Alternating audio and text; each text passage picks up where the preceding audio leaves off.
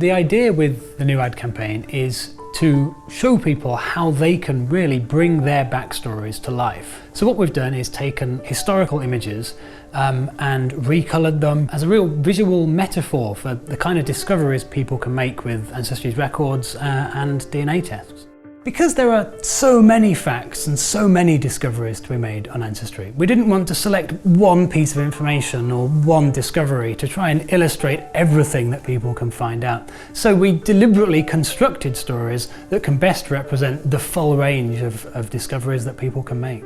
And then we wanted to find the photos that could best bring them to life and illustrate them in a compelling and emotive way. So we went looking in public archives for historical images that really represented these fantastic stories.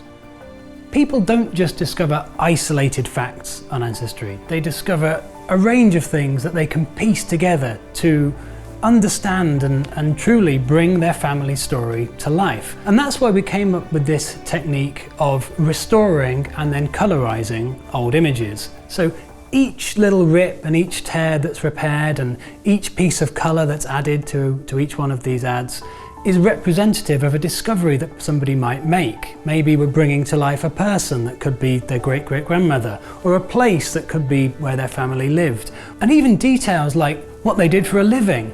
These are the kind of meaningful discoveries that our members truly make every single day and use to piece together this greater understanding of what's come before them.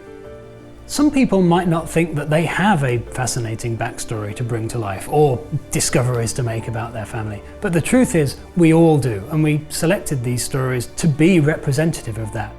This campaign will run for several months and we'll make a lot of different ads that represent several different stories that people from a variety of backgrounds and places can make.